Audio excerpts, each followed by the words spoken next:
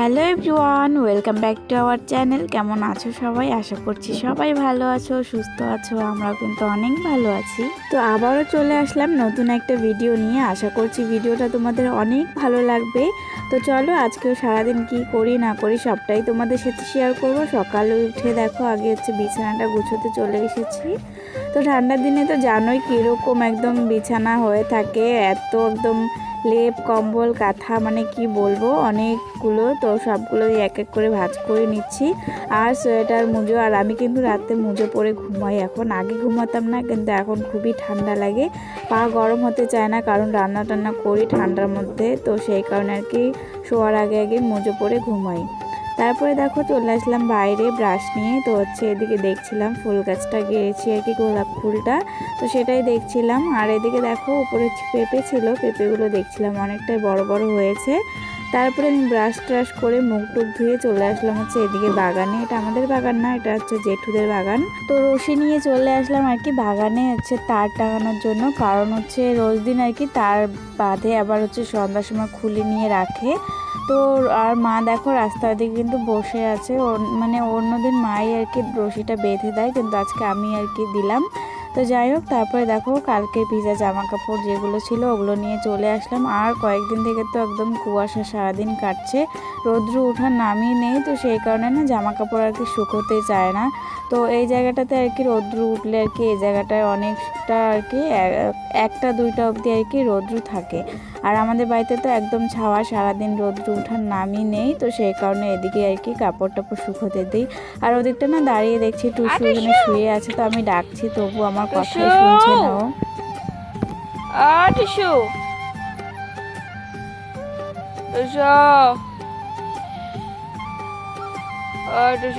তো যাই হোক, ও তো আমার ডাক শুনলই না। ও রোদ্রে আর কি ওখানে এমনভাবে জঙ্গলের ভিতরে কেন শুয়ে আছে জানি না, শরীর খারাপ লাগছিল নাকি না রোদ তাপাচ্ছিল কি জানি। তো আমি তারপরে চলে আসলাম বাড়িতে। আর এসে দেখো আমি চাল ঝেড়ে নিচ্ছি, কারণ এগুলো রেশনের চাল আর কি। তো কয়েকদিন থেকে 2-3 দিনের বেশি হলো রেশনের চালই খাচ্ছি, মানে চালের প্যাকেট এখনও আনিনি। তো এবার রেশনের চালগুলো না মোটামুটি ভালোই দিয়েছে, সেই কারণে ওগুলো খাওয়া হচ্ছে। তো আমি দেখো চাল দিয়ে নিয়ে আর কি বসিয়ে দিয়েছি গ্যাসে। আর এখন মূলা শাক আজকেও তুলে নিয়ে আসলো। তো অনেকটা কিন্তু বড় হয়ে গেছে, এখন চচ্চড়ি খাওয়ার মতো হয়েছে। তো দেখো আমি এদিকে মূলা শাকগুলোকে কেটে কেটে নিচ্ছি। আর বেশি বেশি করে তোলা হয়, কারণ মানে একটু হয়ে যায়, মানে রান্না করার পর না অল্প হয়ে যায়, সেই কারণে বেশি করে তুলেছে। তো দেখো এদিকে কালকে ভাত ছিল, বাসি ভাত, সেটা আর কি গরম করেছে, আর সেটাই দিদি মেখে নিয়েছে আর কি। তো আমাকে ওটাই খাইয়ে দিচ্ছে অল্প অল্প করে। রোজ দিন তো আমি খাইয়ে দিই। তো আজকে আমি কাজ করছিলাম জন্য আমাকে জিজ্ঞাসা করলো ভাত খাবি নাকি। তো আমি বললাম দে তাহলে একটু। তো আমি খেয়ে নিলাম। আর মানে কি বলবো, কাজ করতে করতে না খেতে খেতে সেই 3টা 3:30 বেজে যায়, আর খাওয়াই হয় না। আর কাজ না শেষ করে না খেতেও ইচ্ছা করে না, সেই কারণে ভাবলাম যে খেয়ে নিই একটুখানি। খাওয়া দাওয়া করে দেখো শাক ধোবো, সেই কারণে বালতিতে জল ছিল কালকে বাসি আর কি। তো কালকের জলটা আমি লাউ গাছটাতে দিয়ে আসলাম, আর গোলাপ ফুল গাছটাতে। আর বালতিটা নিয়ে এখন চলে এসেছি কলপাড়ে। আর কারেন্টও নেই এই অবস্থা। তো কল পাম্প দিয়ে আর কি শাক টাক ধুয়ে দিলাম। তারপরে দেখো এদিকে জঙ্গলগুলো ছিল শাক মানে পরিষ্কার করেছি যে ওখানে আর কি।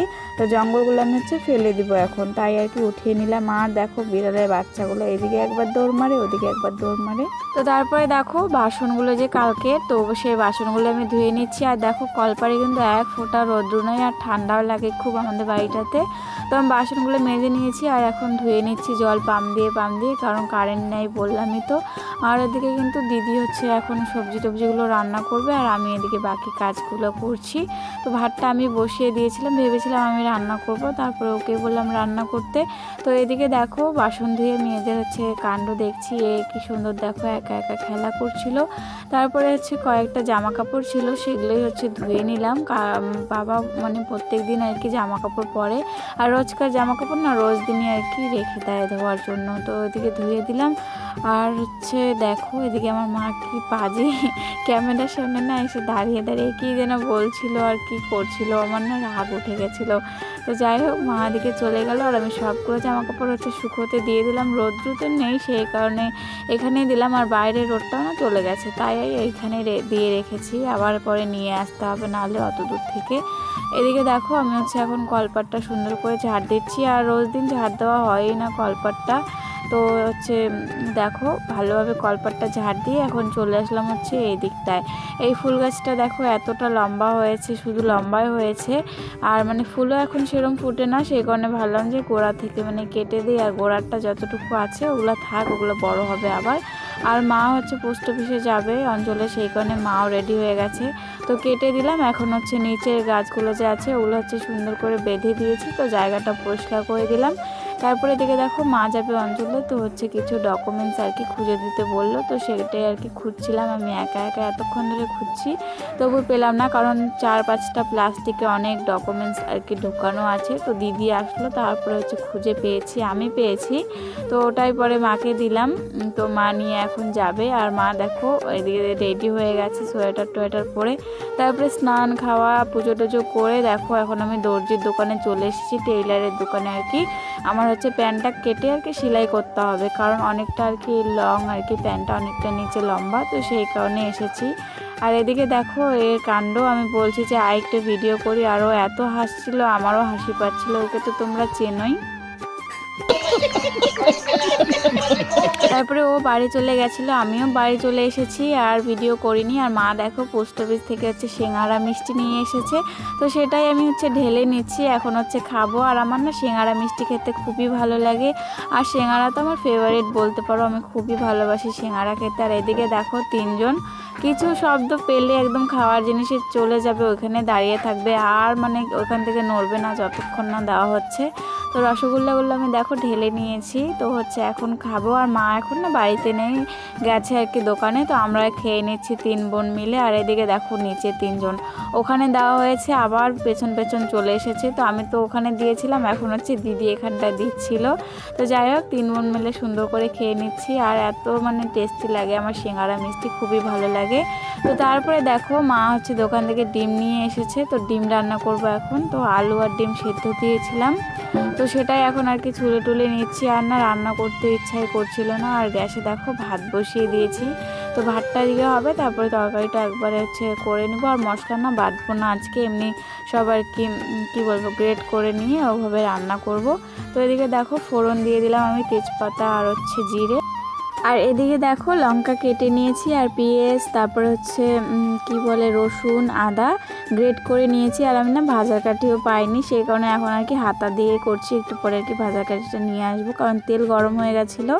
আর এদিকে আমি হলুদ লঙ্কা গুঁড়ো জিরে গুঁড়ো দিয়ে দিয়েছি, এখন হচ্ছে আগে মশলাটা কষিয়ে নিব।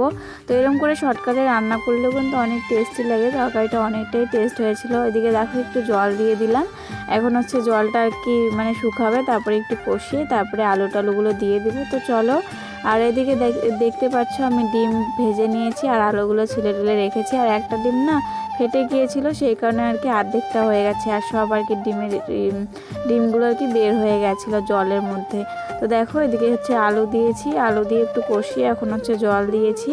তো এখন জলটা শুকিয়ে গেছে, ডিমগুলো দিয়ে মানে কষিয়ে নিচ্ছি, মানে সবজি যত কষানো হবে তত তো বেশি টেস্টি লাগবে।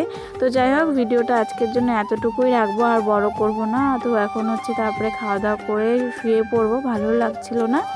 তো আজকের জন্য এতটুকুই, দেখা হবে আবার পরের ব্লগে। সবাই ভালো থেকো, সুস্থ থেকো, সবাইকে টাটা বাই।